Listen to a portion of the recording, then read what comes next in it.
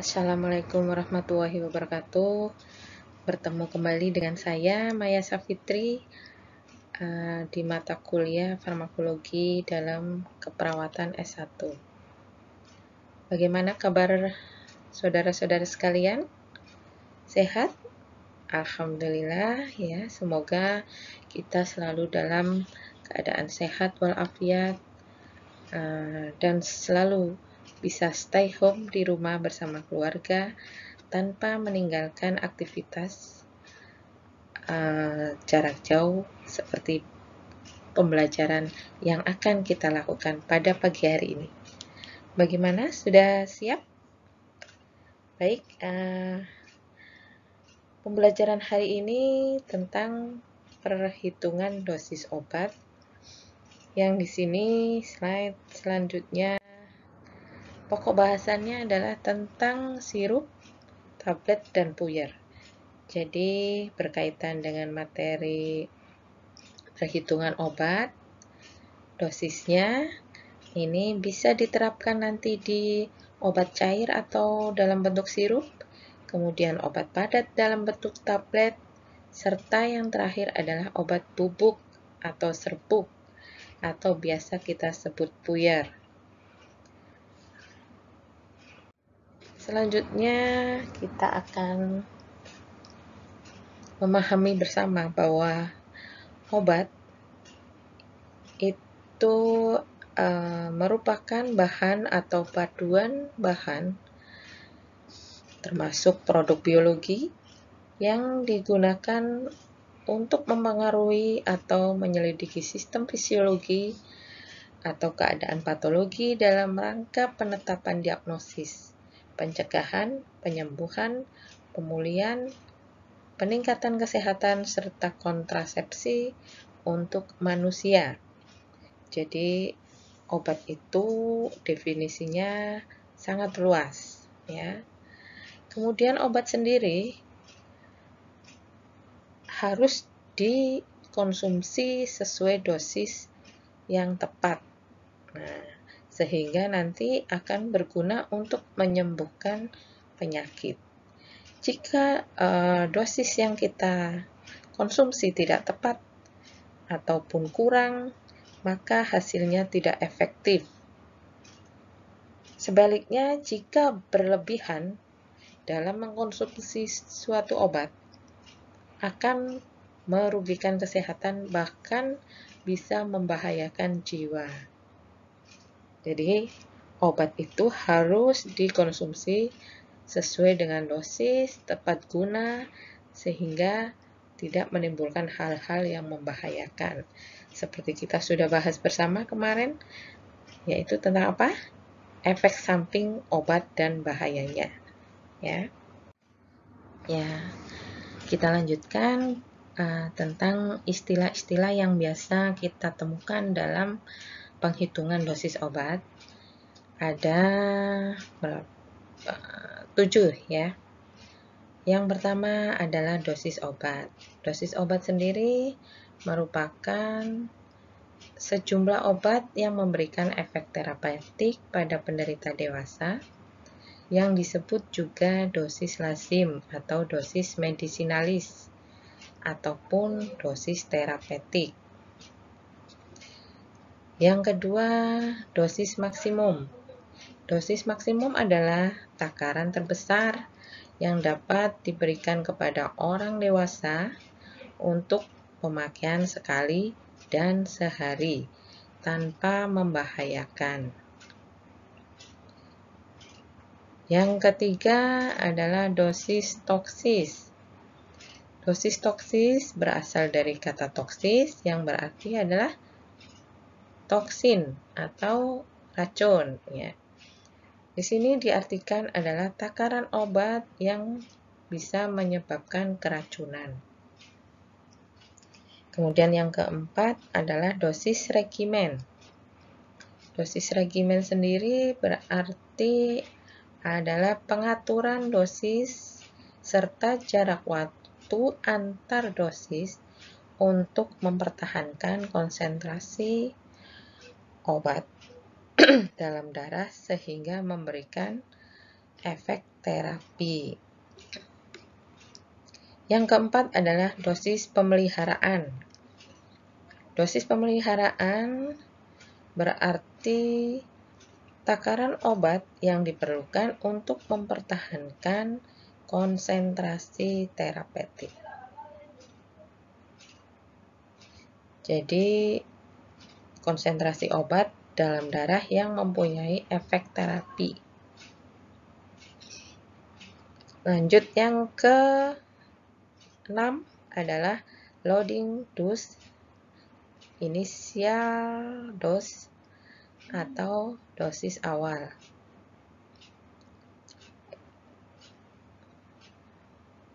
Merupakan takaran obat untuk memulai terapi. Ya, sehingga disebut tadi dosis awal karena takaran obat untuk memulai terapi, sehingga nanti dapat mencapai konsentrasi obat dalam darah dan mempunyai efek terapi. Yang terakhir adalah dosis letalis, dari kata letal atau kematian, sehingga artinya adalah, ya betul, takaran obat yang bisa menyebabkan kematian. Bagaimana? Sudah bisa diserap untuk istilah-istilah dalam penghitungan dosis obat kali ini? Baik, kalau sudah, kita lanjutkan untuk apa saja yang bisa mempengaruhi dosis obat, ya. Ada berapa itu kira-kira? 6 ya. Yang pertama adalah usia. Kita tahu bahwa pemberian obat dosisnya akan berbeda setiap usia. Ada usia anak-anak, ya. Kemudian ada usia dewasa. Biasanya di label atau etiket obat pasti dicantumkan, ya. Dosisnya, cara minumnya seperti apa. Kemudian yang kedua adalah berat badan. Tentu berat badan yang overweight atau yang subur, dosisnya akan berbeda dengan yang kurang over atau kurang subur, ya, atau yang ideal, ya. Kira-kira dosisnya lebih banyak atau lebih sedikit kalau yang overweight? Ya, lebih banyak, ya. Makanya biasanya rumusnya ada yang per berat badan. Kemudian yang ketiga adalah jenis kelamin. Kenapa bisa berbeda? Karena antara laki-laki dan perempuan secara sistemik itu metabolismenya adalah berbeda. Dipengaruhi banyak faktor.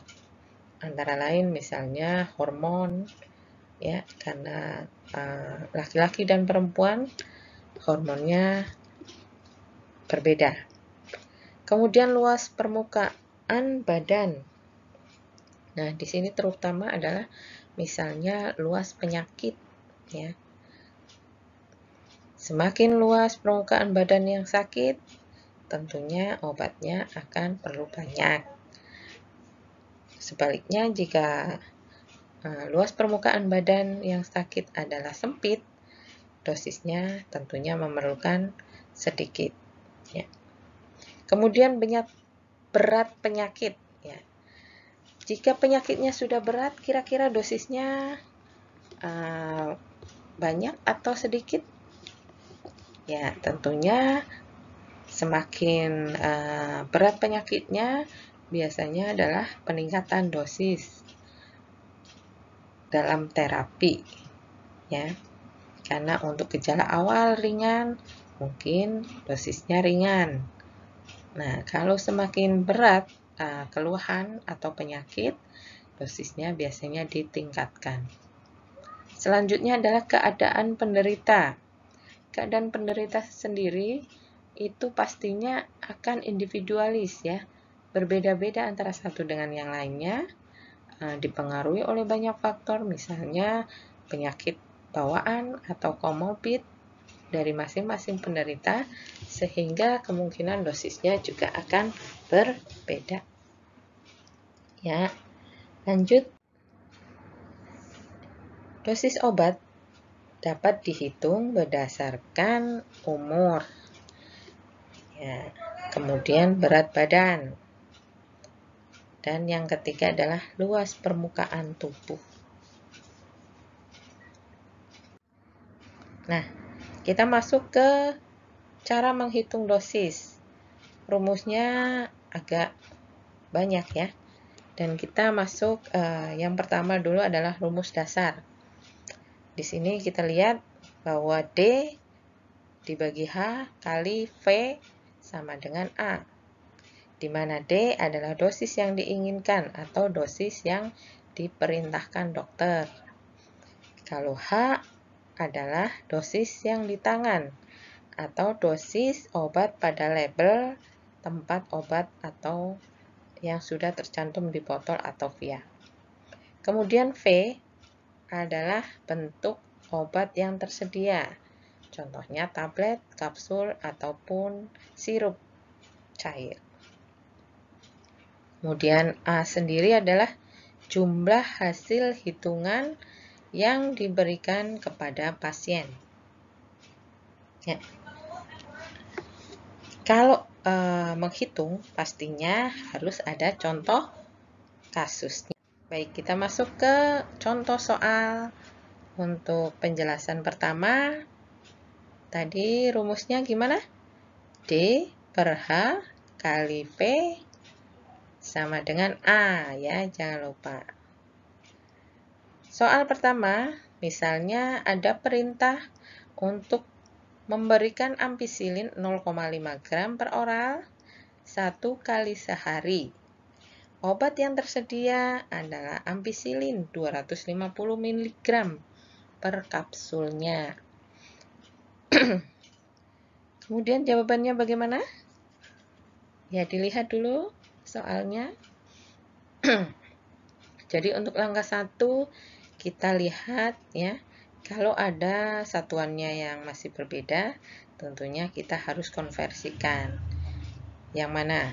Ya, yang ampicillin 0,5 gram. Karena satunya adalah ampicillin miligram ya. Ya. Jadi dikonversikan gram menjadi miligram, 0,5 jadinya 500 mg.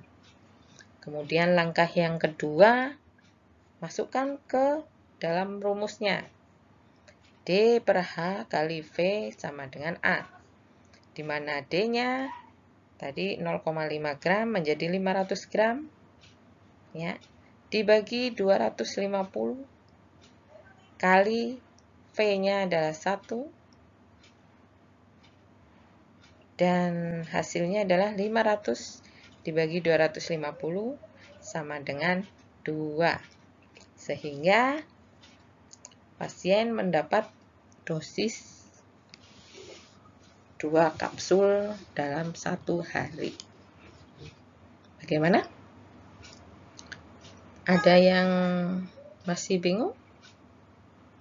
Ya, masih sederhana. Ya, nanti kita belajar lebih lanjut. Kita lanjutkan dulu yang selanjutnya, yang kedua ya.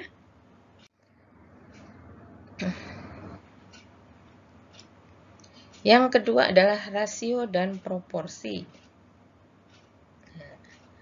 Untuk rasio dan proporsi obat, dosisnya kita rumuskan H dibagi V sama dengan D dibagi X, di mana H dan V adalah perintah.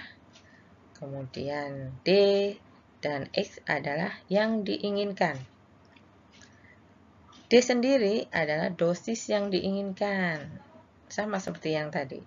Kemudian H itu dosis yang di tangan, V adalah bentuk yang tersedia, X adalah jumlah hasil hitungan. Ya. Untuk lebih jelasnya kita masuk. Baik, kita masukkan ke dalam soal berikutnya. Contoh soalnya adalah perintah ampicillin 4 kali 100 mg tersedia ampisilin 250 mg per 5 ml. Jawabannya bagaimana? Ya, baik, karena satuannya sudah sama ya, miligram dan mililiter, sehingga tidak perlu adanya konversi. Ya, langsung kita masukkan ke rumusnya. H dibagi V sama dengan D dibagi X, di mana H-nya adalah yang 250 mg, kemudian V-nya adalah yang 5 ml, kemudian D-nya adalah 100 mg, dan X-nya yang kita cari. Sehingga dapat ditemukan 250X sama dengan 500. X-nya sendiri berarti 2 ml. Ya, betul. Ya, bagaimana? Sudah jelas? Ya, tinggal dimasuk-masukkan sesuai dengan rumus yang ada. Baik, lanjut ya. Kemudian kita masuk ke metode dengan berat badan. Ya, dengan berat badan ini hasilnya akan individu. Ya, karena berat badan tentunya akan berbeda-beda tiap individunya. Untuk langkah-langkahnya ada 3. Yang pertama adalah kemungkinan dikonversi. Ya. Kemudian yang kedua, tentukan dosis obat per berat badan dengan mengalihkan H bagi V sama dengan D dibagi X, seperti yang tadi sudah kita pelajari. Kemudian lanjut ke dosis obat kali berat badan, sama dengan nanti dosis klien per hari. Kemudian yang ketiga adalah ikuti rumus dasar atau metode rasio dan proporsi yang sebelumnya kita sudah pelajari tadi untuk menghitung dosis obat. Ada 3 langkahnya. Nah, kita masukkan ke contoh kasus soal. Di sini ada perintah fluoroasil 12 mg per kilogram per hari intravena, tidak melebihi 800 mg per hari. Berat badan pasien 132 lb. Nah, ini yang nanti perlu dikonversi. Dikonversinya dari pound ya tadi ke kilogram. 1 kilogram sama dengan 2,2 pound. Nah, sehingga ditemukan 132 dibagi 2,2 sama dengan 60 kg. Itu berat badannya, ketemu ya. Nah, selanjutnya miligram dikalikan kilogram berat badan. Ya. 12 dari fluoroasil tadi kali 60. 60 tadi berat badan, sehingga ditemukan 720 mg dosisnya ya. Sehingga jawabannya fluoroasil 12 mg per kilogram per hari adalah 720 mg. Bagaimana? Mudah bukan? Ya, masih ada lagi rumus selanjutnya. Nah, untuk contoh soal berikutnya masih dalam kilogram berat badan ya. Ada perintah Sevaclor 20 mg per kilogram per hari dalam dosis terbagi 3. Berat badan anak 31 lb. lb ingat tadi ya, pound. Ya. Label obat Sevaclor 125 mg per 5 ml. Jawabannya bagaimana? dikonversi dulu ya. Jadi tadi ada 31 lb, itu berarti 31 dibagi 2,2, sehingga hasilnya adalah 14 kg berat badannya ya. Kemudian dikalikan lagi 20 mg-nya kali berat badan yang sudah ketemu 14, sama dengan 280 mg per hari. Nah, ini per hari. Di soalnya terbagi menjadi 3, sehingga 280 dibagi 3 dosis. Hasilnya berapa? 93 mg per dosis ya. Selanjutnya dimasukkan ke rumus yang pertama ya. D dibagi H kali V. Ingat-ingat rumus dasar ya.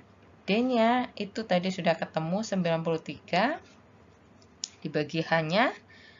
H itu 125 kali 5 ya. Hasilnya 465 dibagi 125, hasilnya 3,7 ml ya. Nah, perhatikan, kita coba yang rumus kedua, hasilnya sama atau tidak? Ya, jadi kita masukkan H dibagi V sama dengan D dibagi X ya.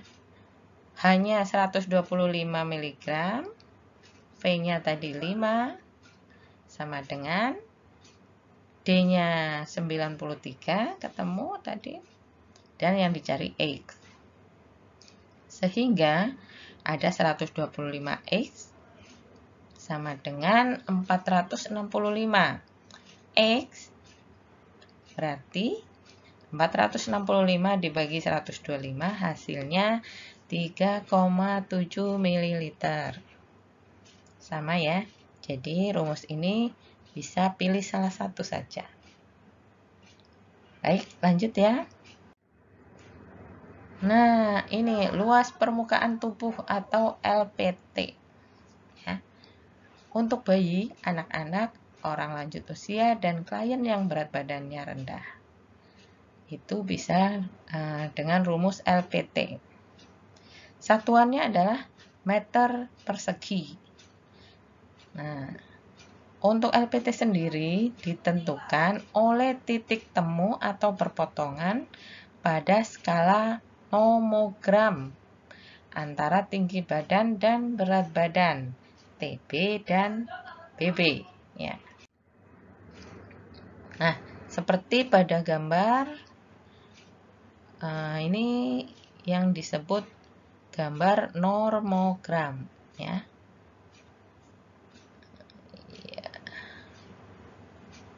Nah, ini adalah perpotongannya di sini. Metode luas permukaan tubuh dianggap paling tepat dalam menghitung dosis obat untuk bayi, anak-anak, orang lanjut usia, dan klien dengan berat badan rendah. Kemudian tabel ini bisa digunakan untuk acuan ya. Misalnya neonatus kurang dari 1 bulan, luas permukaannya adalah sekitar 0,2 sampai 0,25. Sampai dengan anak umur,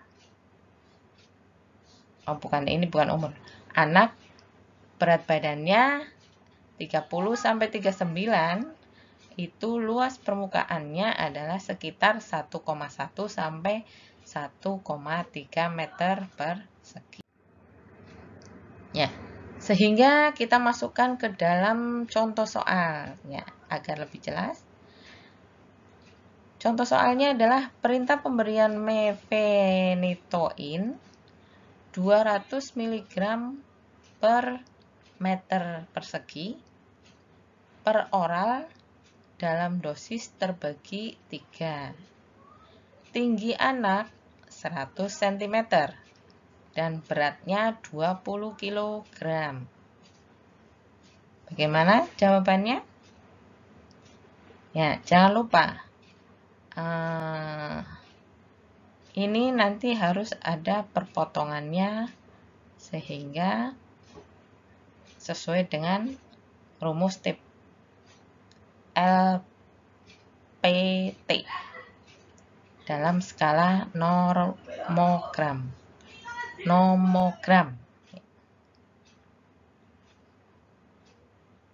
Sehingga jawabannya adalah 100 cm tingginya dan beratnya 20 kg.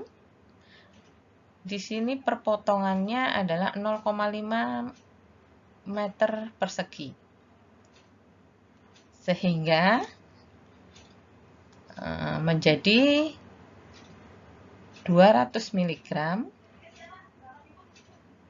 kali 200 mg kali 0,5.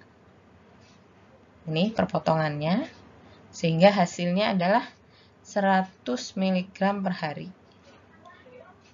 Nah, karena di sini suruhnya dibagi menjadi 3, sehingga 100 dibagi 3 ada 33 mg.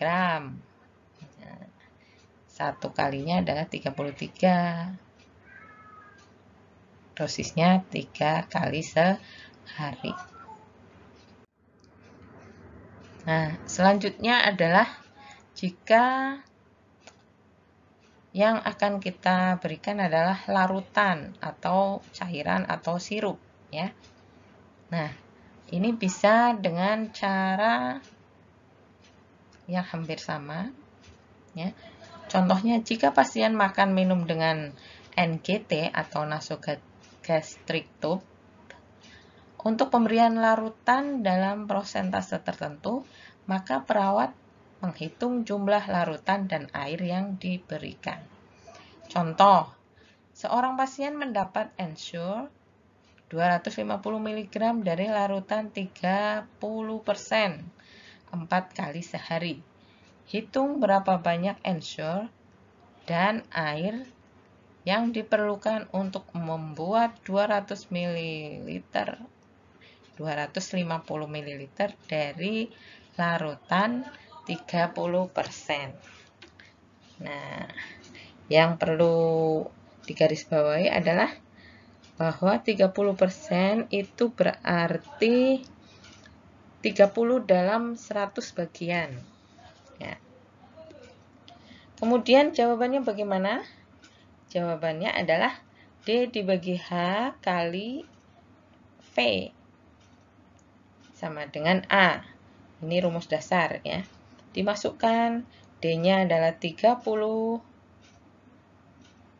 30/100, kali Ensure-nya 250 sama dengan 7.500 kali 100. 7.500 dibagi 100. Sehingga hasilnya 75 ml Ensure. Atau bisa dengan rumus yang kedua. H dibagi F sama dengan D dibagi X. Di mana H-nya adalah 100 dibagi V adalah 250 sama dengan 30 dibagi X. Nah, 100X sama dengan 7.500, sehingga X-nya adalah 75. Bagaimana, sama kan? Ya. Nah, lanjutan dari yang tadi sudah diinikan tentang pencairan, ya. Berapa banyak air yang ditambahkan? Itu bisa diinikan dari rumus jumlah total dikurangi jumlah makanan melalui NGT. Jumlah air total tadi 250, ya. Jumlah makanan melalui NGT 75, hasilnya tadi sehingga sama dengan 175. Nah, banyak air yang ditambahkan berarti 75 ml ensur dan 175 ml air.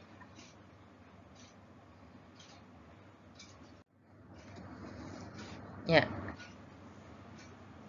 Kemudian penghitungan obat untuk dosis anak-anak. Di sini kenapa harus dihitung dosis anak-anak? Karena untuk mendapatkan dosis yang tepat dalam batas terapeutik yang disetujui. Metode yang digunakan ada dua, yaitu dengan berat badan dan luas permukaan tubuh. Ya. Sebagai contoh, perintah Cefaclor 50 mg 4 kali sehari, berat badan anak 6,8 kg. Dosis obat anak-anak antara 20 sampai 40 mg per kilogram berat badan per hari.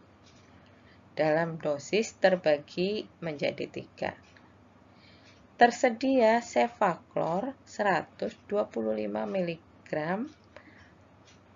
per 5 ml. Apakah dosis yang diresepkan aman? Nah, itu pertanyaannya. Jawabannya, yang pertama kita lihat parameternya dulu. Ya. Jadi parameternya adalah 20 sampai 40 mg per kilogram berat badan per hari, sehingga dikalikan semuanya. 20 mg kali 6,8 sama dengan 136. Ini dosis minimum. Kemudian dosis maksimumnya adalah 40 mg kali 6,8, hasilnya 272 mg per hari. Perintah dosis adalah 50 mg kali 4. 50 mg 4 kali sehari, sehingga hasilnya 200 mg per hari. 200 mg per hari ini masih di antara 136 sampai dengan 272, sehingga dalam parameter aman. Ya, jelas ya sampai di sini? Selanjutnya kita masukkan ini, rumus awal atau rumus dasar, dan rumus yang kedua yaitu proporsi, rasio dan proporsi. Ya. 50 dibagi 125 Cefaclor kali 5. 5-nya adalah mana ya? Ini. Sama dengan 250 dibagi 125 sama dengan hasilnya 2 ml. Atau dengan H dibagi V sama dengan D dibagi X.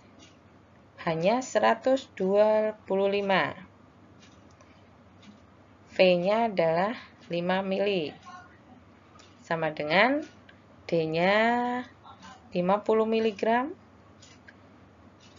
dan X-nya yang dicari. 125X sama dengan 25. Sehingga X sama dengan 2 ml. Ini sama dengan ini. Sehingga bisa memilih salah satu. Contoh berikutnya, perintah Methotrexate 50 mg setiap minggu. Tinggi badan anak 54 inci. Berat badan 41 kg. Dosis obat 25 sampai 75 mg per meter persegi per minggu. tinggi dan berat badan anak berpotongan di 1,3 meter persegi. Nah, ini LPT-nya. Apakah dosis yang diberikan aman? Pertanyaannya ya. Jawabannya bagaimana? Ya, seperti yang tadi disampaikan, yang pertama contoh 1, dikalikan dulu dosis minimum dan maksimum dari LPT. Nih, 25 sampai 75. 25 mg kali 100,3 LPT nih perpotongannya sama dengan 32,5 mg. Kemudian 75 mg kali 1,3 meter persegi sama dengan 97,5 mg.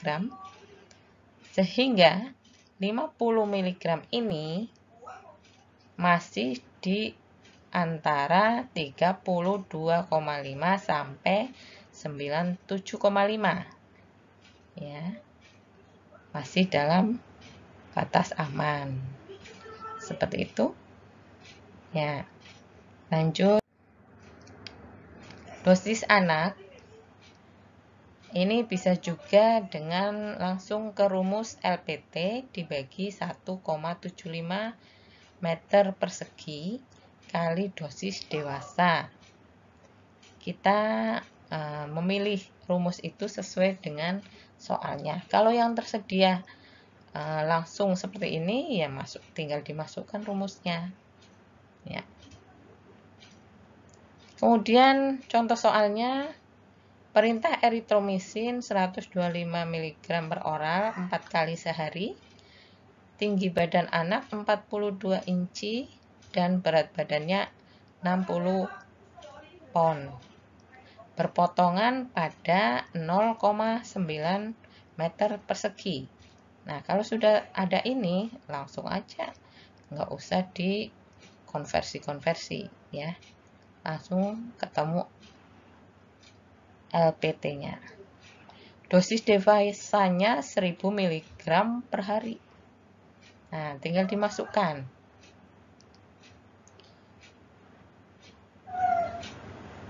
Ini 0,9 adalah LPT. Dibagi 1,73. Kali dosis dewasanya 1000. Sehingga 900 dibagi 1,73 sama dengan 520 mg per hari. 520 mg per hari dibagi 4 kali sehari sama dengan 130 mg per dosis. Ini 4 kali sehari.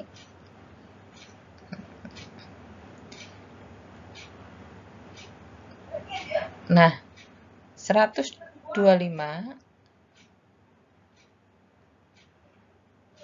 masih dalam batas normal. 130 masih batas aman. Ya, baik. Untuk lebih jelasnya, bagaimana Anda bisa menyerap tadi, Anda bisa latihan mandiri ya, dengan latihan soal. Nah, untuk latihan 1 ini, itu untuk penjelasan yang pertama. Ada 3, silakan nanti dicoba dan hasilnya segera dikirimkan lewat Skalsa. Kemudian latihan soal yang kedua, ada 3 soal juga, silakan dikerjakan dan segera dikirimkan melalui Skalsa. Diupload ya, jangan lupa. Ya. Bagaimana? Ada yang ditanyakan? Ya. Untuk materi nanti bisa di-download di Skalsa. Jika ada pertanyaan juga bisa kita buka forum pertanyaan. Kemudian jangan lupa latihan soal ini segera dikumpulkan sebagai evaluasi dari pembelajaran hari ini. Ya. Saya rasa materi dari saya cukup sekian tentang penghitungan dosis obat. Terima kasih, selamat belajar di rumah, dan stay at home, stay healthy, dan sampai ketemu lagi di pertemuan berikutnya. Wassalamualaikum warahmatullahi wabarakatuh. Terima kasih.